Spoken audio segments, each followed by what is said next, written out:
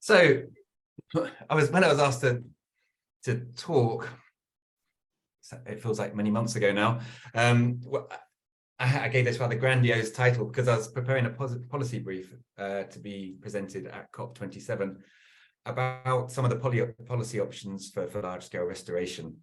And so what I want to talk to today is really two questions. It's first, some of the evidence regarding the Amazonian tipping point, because we probably hear a lot about this idea there's a tipping point in the Amazon, and it's approaching rapidly. So what's actually the science behind that, and what do we know already? What are the observations? And then the second part will be presenting that policy brief as it was presented at COP, and looking at how restoration could be applied to help mitigate those risks in the Amazon, particularly in the. So I'll start with the first part. The Amazonian tipping point. So we're all aware of deforestation, I presume, and this is clearly as this photo taken when I was in Santarém in August, in the Amazon in August. It has drastic impacts where it takes place, but it is also, and it has drastic impacts on carbon emissions, all kinds of things, indigenous peoples, livelihoods, etc. But it is also a fairly incremental change. Actually, if even the deforestation has been going up in recent years. It stops at 2017 from this particular paper, but if there'd be a spike to now, but in total, it's still only 15,000 square kilometers a year. At that rate, it would still take centuries and centuries to reach 50%, 60%, or 70% deforestation. So is there really an imminent, urgent problem from deforestation in that case? And that leads us to the idea of a tipping point, that actually the Amazon could face large-scale dieback of the above-ground vegetation much sooner, and actually, so you get beyond a certain threshold of deforestation or forest cover loss or climate change, and suddenly the whole system could flip. And where does that idea come from? The first model really came from around about 20 years ago. And it's a very, at the time it wasn't simplistic, but it was simple in terms of what goes into it in terms of vegetation. Is just, you can either be a broadleaf tree, a temperate grass, a tropical grass with C4 photosynthesis, or bare soil, so a desert. And this is the first coupled attempt to link climate change to the vegetation. So it allows feedbacks between the vegetation and climate change per se. So it was a famous model, the Hadley model at the time. And what this found, rather alarming modeling result, there was somewhere around 2050, reaches tipping points, and suddenly broadleaf cover in the Amazon collapses, and it gets replaced by C4 grasses, so savanna grasses. And although they didn't use the term savannization at the time, that's become a synonym with this large-scale Amazon dieback. I would, as a slight aside, I would say, please don't imagine that the beautiful closed canopy Amazon rainforest is going to switch into beautiful open savannas. The Sahara is also the most species-rich savanna biome in the world. That's just not going to happen. I think the word savannization is in fact is used. It's a poor choice of word in many ways. It's actually, what we're talking about is just the degradation and general loss of biomass and value from these forests. It would take millennia for a forest to turn into a species-rich savanna ecosystem. Although, well, that model was, I'll go back. That model, obviously, it got a lot of cover because it was basically predicting the loss of the largest tropical forest in the world, but it was also criticized, and they found eventually that it was probably too sensitive to some of the feedbacks that was put inside it. So they thought, well, maybe it's not going to die back at quite that rate, and we're probably going to be okay by 2050 if all things stay the same. But the model was also simplistic because it didn't include deforestation. It was just literally a climate response of the Amazon. But because of the model, the Amazonian dieback became recognized as one of the world's most important tipping points. So this is quite an important paper from 2008, looking at the tipping points in the Earth system, instability of ice sheets, etc., the changes in the El Nino frequency, and key amongst those was the potential for dieback of the Amazonian rainforest. And there's no doubt that we, from models of climate change, that we could see a drying of the Amazon under a warming world. So these are the simulated change in a 1.5, a 2 degree, and a 4 degree world. compared to the 1850 to 1900 baseline. And it shows here the Amazon in a 1.5 degree world being around about 10% drier. We have and a 2 degree world a bit similar, and then in a 4 degree world we have much more severe change, 20% drier, 30% at some regions. So climate change simulations suggest the Amazon could dry out under increasing temperatures. And that's alarming to some extent, because rainfall recycling, why the Amazon is so critical for the Amazon is drying out, is because rainfall recycling is vital for these Amazonian forests. The evapotranspiration, the rainfall that falls on the Amazon that comes from the coast, from the Atlantic Ocean and in the ITCZ and the intertropical convergence zone, it falls on the Amazon and it gets recycled over the Amazon basin many times. So a seminal paper from couple of decades ago estimated that a third of Amazonian rainfall is actually generated by the forest itself. So if you cut down or you lose the forest, then you can get into that feedback. And this more recent assessment shows that actually that's not the importance of that evapotranspired, that recycled rainfall differs across the Amazon. So near the coast here, near the mouth of the Amazon, it's less important because you've obviously got the rainfall from the sea, the original rainfall. But towards the southwest of the Amazon, it could be up to 50% of all the rainfall that falls has been recycled through the forests before it. So therefore, if you lose that recycling capacity, then you're going to exacerbate the loss of rainfall in those regions.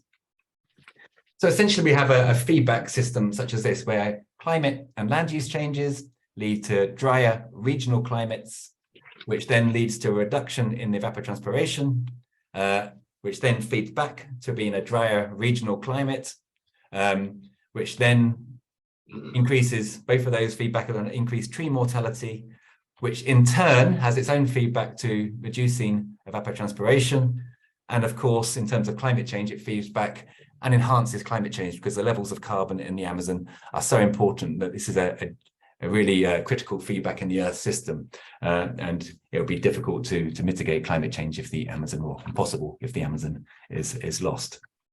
So that's basically the feedback model for why a tipping point could occur in the Amazon and is less likely to occur in other tropical forests which rely much more directly from rainfall directly from the sea, such as the Atlantic forest in South America, where most of the rainfall is from the sea rather than being recycled by the forests themselves.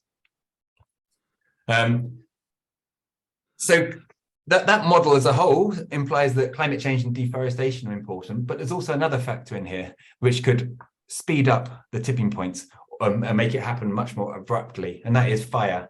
And this important work by Carlos Nobili and others shows how the Amazon could flip from what it is now in this model being covered by green pixels, which is closed canopy forest, whereas the pink pixels here are savanna. They call them savanna ecosystems, but it wouldn't become savanna.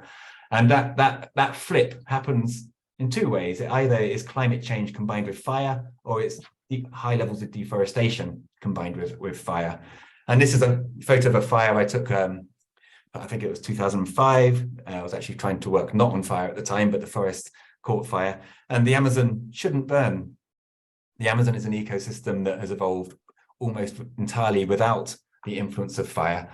And so the vegetation, even when you get very low intensity understory fires like this that move slowly, the vegetation is very, very sensitive, very thin bark trees. And you have around about half the trees dying from one of those fires. So clearly, if you have a drying climate and you have more deforestation, more fire in the system, then this could be the abrupt tipping point.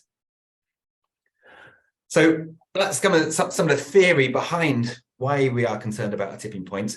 Do the observations then really support those theoretical assumptions? And the first one is that if you have local deforestation, do you get a reduction in rainfall? And the evidence from this synthesis paper suggests you really do. So here they suggest that at around 50% deforestation, you have around about 10% less rainfall, which may not be, it sounds like that's severe, but it depends when that rain is falling. 10% could be a big difference if that's dry season rainfall. One curiosity is that when we look at the rainfall across the Amazon as a whole, we don't actually see a reduction in precipitation, or even in, this is the discharge measured at Obidus, which is the thinnest place of the Amazon River where you can see from one bank to the other. You don't see a reduction in the discharge from the river either. In fact, what you see is the Amazon is, as a whole, generally getting a bit wetter over time. And the outflow from the Amazon River is actually increasing in recent years too. So that's a bit strange. What's going on here? But the key thing is you have to break down when that rain is falling to see the importance. So if you look at the trend in precipitation in the 3 driest months, you see this general drying pattern across much of the Amazon and a wetter pattern, so just in this very northwest region. And if you look at the 9 wettest months of the year, that's where you see the increase in rainfall overall. So what this implies is we're getting less rainfall in the dry season, precisely when you need it most to prevent tipping points related to vegetation dieback or fire. And that is consistent with articles looking at change in different regions of the Amazon. This is a paper looking particularly at the southern Amazon, and they show that dry season length is increased by about a week every decade over the last 4 decades. That's a lot. In total, that's a month longer, those dry seasons in the southern Amazon, than they were in the 1980s, for example. And this article here, looking at changes in temperature and as well as precipitation, they show 34% reductions, for example, in this region here, in dry season rainfall, and in this region, the southern Amazon, 2.5 degree increases in temperatures in the last 40 years. Those are major changes and way above global averages in terms of temperature changes.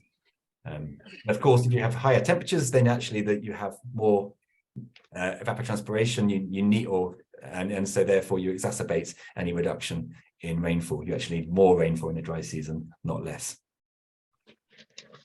And you can also look at how the forests themselves are responding.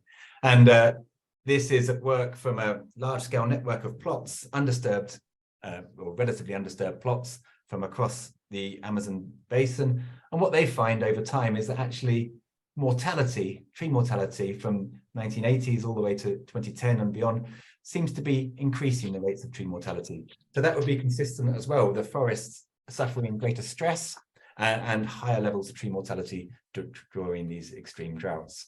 So the forests, again, are starting to reflect some of those temperature changes or precipitation changes we've seen across the basin. And of course, we could expect more severe changes in the future under future climates. This is just the IPCC predictions, range of predictions for temperature changes beyond now. So the data I've just shown you on the forests or the temperatures is from more or less from this region when we're in a 0.5 degree to a 1 degree world. Whereas if we're looking at what's going to happen for 2050, irrespective of what we do, we're going to be in a 1.5 degree world up to a 2 degree world. And evidence suggests that forests really don't like it. And this is a paper looking at tropical tree longevity and temperature, and shows from tree ring analysis, so it's long-term analysis, and they show that actually trees live less time if you increase temperatures. So we could expect more severe results in the future too. On top of that, we see pretty severe changes in fire behavior. So I went to the Amazon first in 1998 to study the impacts of the El Nino in 98. And this map here was, well, I went to this region in white over here, but this map here shows the fire scars in pink from the 1998 El Nino in this region of the Amazon, near where the Tapajos meets the Amazon River, Santarém region. And so the pink area is the area that burned in 1998. That was a pretty extensive fire, unprecedented at the time. We've been working in that region since, and this is the fire scar from 2015 El Nino event. And so basically much of the region burned. The protected area here had a huge fire within it. And across the other side of the river, it doesn't show the map here, there's an extractive reserve where 23% of that reserve burned in the 2015 El Nino. So this was a disastrous fire scar. In fact, in that particular region, it was estimated to cover 1.7 million hectares, that single burn. And it did not even make the local news at the time. And it was much, much larger than some of the fires which we read about all the time in California. Yeah, basically passed without any mention. So the fact that these mega fires can occur now, and they've never occurred in the past and becoming more frequent, is a clear indication that some regions of the Amazon seem to be reaching this tipping point. And it wasn't just this region. This is a news story. This actually did make the news, but only a kind of local newspaper. So it says that a fire in the Arariboya Indigenous Reserve is finally controlled, announces Ibama.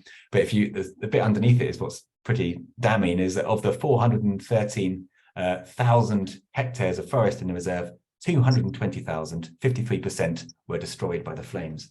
So this is an indigenous reserve in the region of Maranhão. It's completely surrounded by deforested land. It's one of those regions where the local indigenous defenders have been assassinated, trying to protect their lands, and half of it burned in one El Nino event. This is if isn't anything more emblematic of a tipping point than this, I don't know what it is. You can map some of these tipping points as well, the thresholds that indicate tipping points approaching across the Amazon, and just see how pervasive this is in terms of its extent. This is a report by WWF suggesting that the aerial extent of the Amazon experiences some different indicators of tipping points. So low rainfall, long dry seasons, or lots of deforestation affects already 20% of the area, and it dominates around the borders of the Amazon and in some of these areas where we've been working as well. So basically the regional tipping points are pretty pervasive, even if we don't know about the system as a whole as of yet. So that's clearly extremely alarming. It's affecting all aspects of Amazonian life. It's affecting the urban centers, which are getting hotter and drier, and the rainfall patterns are changing. It's affecting, obviously, local peoples, communities, the capacity to undertake agriculture and their traditional practices. Practices such as slash and burn agriculture used to be safe and now are unsafe. That's affecting people's livelihoods. It's affecting obviously affecting indigenous peoples if their reserves are burning. And it's even affecting the soy farmers themselves, who rely on this double cropping or triple cropping, where you plant the main soy crop and then you can plant a second crop in the year. And that could be under threat if you have even longer dry seasons. So it's even threatening some of the people that are the main actors in deforestation itself. So how can we mitigate these risks and transform the Amazon perhaps through what we're calling in this policy brief the arcs of restoration? And this was the policy brief I presented at COP in Sharm el-Sheikh, which is I don't know, it's like a sort of a rather depressing Las Vegas in the desert really, and a very uninspiring place. But nonetheless, it was presented in the Amazon governors' stall. So the Brazilian governors got together under the Bolsonaro government, and they created a consortium of Amazonian states, because they realized the federal government wasn't going to do much to support them. In fact, to the contrary, it was going to probably try and exacerbate problems in terms of deforestation. And so the Amazonian states got together, created this consortium, and had a stand at the COP27, which was just across from the federal government stand, which was basically involved in lots of greenwashing activities, talking about methane and other things, which, while they're important, they're hardly the greatest problem in Brazil today in terms of its environmental status. And I'd like to just talk you through that policy brief now. And the first thing is really that there really is this urgent need for large-scale action across the Amazon, because without that action, the Amazon really does face this deteriorating ecological conditions, and it's vulnerable and fragile in the face of climate change, as we saw before. And large-scale restoration is part of the solution, because it could help build an alternative future for the Amazon. We know evidence suggests that restoration will support water quality and flows in stream and rivers. We could enhance the permanence of secondary forests that exist in the Amazon today. Their average age is just 7 years. They're cut down and reused. By enhancing their permanence, they could increase their ecological value and their role as well. It's important for agriculture itself, because it can help mitigate some of these extreme temperature changes, which are driven partly by climate change, but also partly by local patterns of deforestation, increasing regional temperatures. It would help improve the carbon balance of the Amazon, helping to mitigating global climate change. It is proven to help local people if done sensitively, and actually can also support people by giving them land rights and helping them help provide economic opportunities. And restoration itself could reduce this fire, because restoration on the landscape level would make the landscape less hot and retain their humidity throughout the dry season. It helps atmospheric water transport, which is critical for the tipping points. And of course, it could support biodiversity. We don't often look at the Amazon and think of it as a region where, you know, critically endangered species, but there actually are. In those same reserves that I showed that burned in the eastern Amazon, we have species such as this trumpeter here, which is down to populations of just 200 individuals or so. And there are various different species in that region that are critically endangered. So restoration could provide a role in reducing the effects of fragmentation and helping restore connectivity. But the question is not really, is restoration a good idea? I think many people would agree. It's how can it actually be achieved? And that was what we set out to do in our policy brief. And we came up with this rather complex flow diagram to summarize our ideas. But what I want to do is talk you through it. I'm not going to expect you to take all that in one go. And I'll try and talk you through the main elements of this and how they could support a different Amazon. And the first steps in improving the Amazon's social condition is actually, even though the policy brief is on restoration, the first steps are on conservation, because there is little point in investing lots of money in restoration, which is a risky activity, can be expensive unless you're tackling deforestation at the same time, because the areas involved are just incomparable. And just reducing deforestation by 50% by 2030 would save over 4 million hectares of primary forests. I'll give you an example of one of the best, and it's a really impressive restoration project in the Amazon. It's called Hedge de Semente de Shingle, the Shingle Seed Network. And it involves indigenous peoples collecting native seeds in the forest, and those seeds are transported and they're paid for that, and the seeds are transported to soy farms that have deforested their riparian zones, and then they're planted in those or dispersed in those riparian zones to restore the forest there. With part of the aim is that it improves water quality and then helps the indigenous peoples as well, because the headwaters of the streams are outside of the reserves. That program has won many awards. It's very successful in terms of bringing people together in the landscape, but it has, over a decade, only restored 50 square kilometers of forest. So the most successful restoration scheme to date is 50 square kilometers over a decade, whereas in 1 year you can have 15,000 square kilometers of forest deforested. So the numbers are just incomparable. Unless you stop deforestation, then restoration efforts will essentially be a waste of time. And the second thing you have to do after deforestation is avoid forest degradation. As much of the Amazon that has been deforested has been degraded. So around 17% of the Amazon or something like that has been deforested, and around another 17% have been degraded by fires or by very intensive selective logging, etc. So avoiding that forest degradation will help prevent these megafires from occurring, and it will allow 100 million hectares of degraded forest to recover naturally. Those forests already have a rich seed bank, much of the original fauna, and they can recover if they're allowed to. If you don't do that, they will burn again. They'll degrade over time rather than improve. So there's 100 million hectares, 104 million hectares already improved. The next steps are to look at restoration, but rather than focusing on private lands where you might, or very degraded regions where you probably have to do some tree planting to get the forests to come back, because those lands are very degraded and they're very far from existing forests. The most practical measure is probably to restore forests in protected areas and under-designated private land, public lands. So these are all public lands essentially owned by the federal government or the state governments. And they shouldn't be deforested at all. And so if you just enforce the existing policies on those lands, then you unlock a huge area that would grow back naturally, because a lot of this deforestation has happened recently. The soils have not been completely exhausted by intensive agriculture. There are primary forests relatively nearby, so that seed sources can come in, and it's in parts of the Amazon where Hola, ¿cómo estás? Hola. And they haven't yet risen.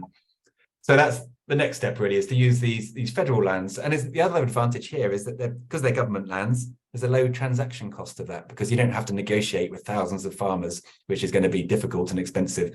You can do it quite simply by negotiating with state actors and enforcing the original role of those lands. Then we get onto the suite of measures which does involve restoration on private lands.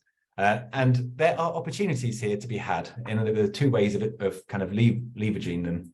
The first one is to just enforce legal compliance on these private lands. Many of these private lands, for example, the deforestation has gone beyond the limits of the Brazilian Forest Code. And so these people have to restore. Some people can, for their legal reserves, they can compensate for the deforestation they've done, and they can buy forested areas far away. That's not probably a good idea in terms of encouraging restoration.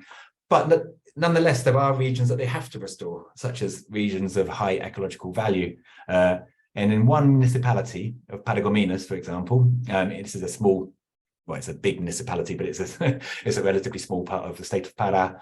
A study estimates there are over 500 kilometers of river margins and over 900 springs that require restoration by law. So just making sure that happens, finding mechanisms to enforce that would be a huge benefit. And then we want to go beyond the legal compliance in some of these private lands, because the legal compliance might not be enough.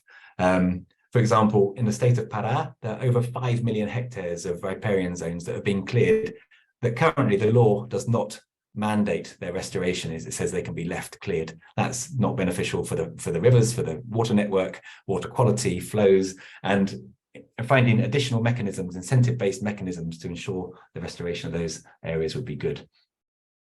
And the final measure is to look beyond the forests themselves and the areas, and think about the restoration of degraded farmland. So that actually this farmland that's now has just one cow per hectare, probably very low levels of productivity, can be made into something more desirable for society. And there are many different routes that could happen. You could encourage agroforestry on those farmlands, so you increase tree cover, but you also increase productivity. You could have silvopastoral approaches where you still ranch cattle, but you can increase the productivity of that cattle by 15% by increasing tree cover within those landscapes, because some of those trees bring nutrients into the system, cool it down, provide benefits, reduce erosion, etc. Or you could switch to alternative practices, such as saying, okay, maybe farming is actually not the most desirable thing here. Maybe timber plantations would actually be a good use for those lands, because that would reduce the pressure on the native forests in terms of timber, and also can return very high yields in over long periods. So that's all the different targets we probably want to reach. And achieving each one of them, this is why it's important to do them together, has many benefits for each of the other targets. There's many of what we call these cross-cutting benefits. So, for example, enhancing the economic activities on degraded farmland could, in the long run, help reduce the incentive for frontier advance, helping reduce deforestation. Whereas conversely, helping reduce degradation and edge effects from fire could support restoration, because if you reduce fire in primary forests, then you're also reducing the risk of fire in these restored forests. So there's many cross-cutting benefits across those approaches. It would be erroneous, I think, to try and just do one in isolation. And the next part then is, okay, all good, these are our targets. How do we get there? And there are 7 overarching measures we think need to be taken to achieve those targets. First of all, strengthen public policies and develop new ones.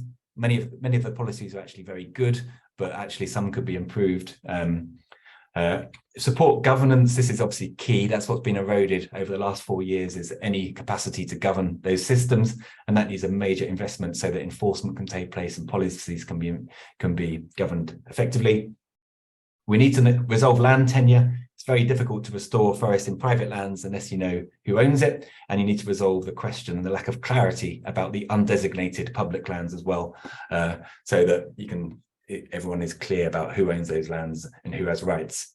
Private sector is likely to have a really important role, particularly in terms of the export sector. So what we import in the UK or in Europe, and recently the EU has launched one of the most stringent anti-deforestation laws tracking their supply chains. These are the kinds of things that need to occur globally. We need other big global players such as China on board and the USA as well, so it doesn't happen in isolation. Otherwise, what happens is that the EU might have the best policy and buy the legal soy, but then all the illegal soy just gets shipped to China and other players, as is happening with oil palm in Indonesia.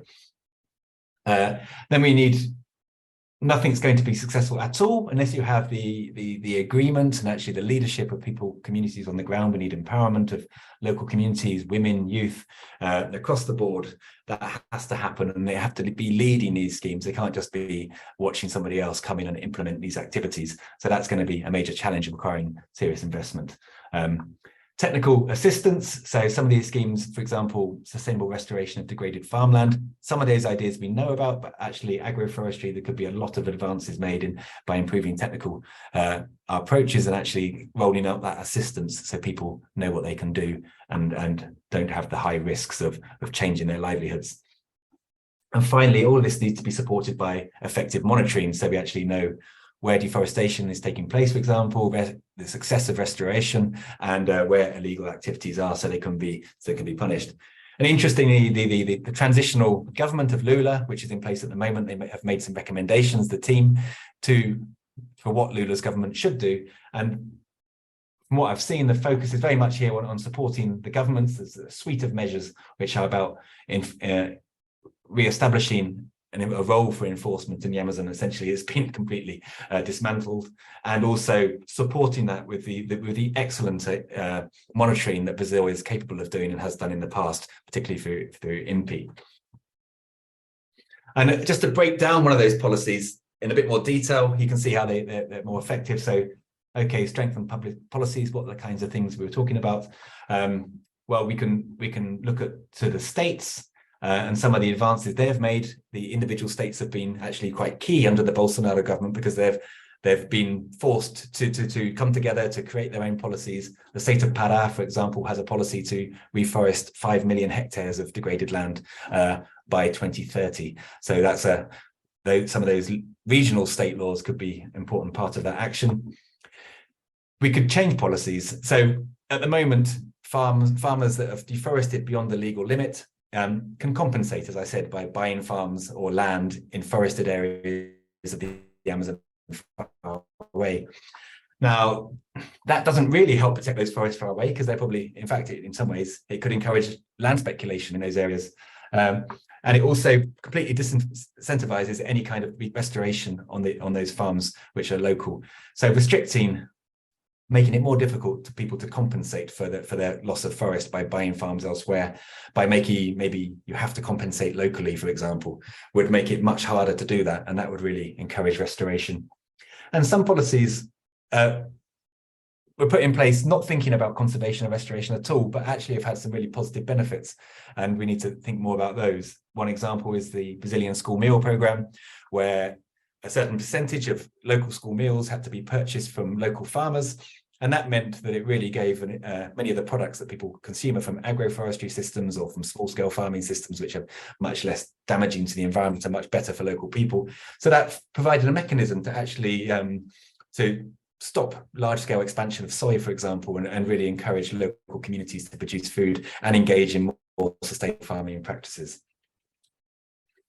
And then again, there are huge cross-cutting benefits from these policies as well. So, for example, monitoring is vital for supporting all the governance systems, whereas land tenure and resolving that is critical for basically just about everything else on private lands and in these undesignated lands. You need to know who owns what before you can do the enforcement. And of course, if you can improve public policies, then that will facilitate the governance as well.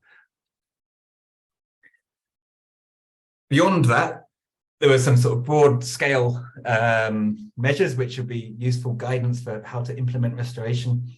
And it's really clear that restoration will be most effective if you move beyond just thinking about site-specific restoration, we're going to plant 1,000 trees here, to thinking about how restoration can occur across landscapes or catchments.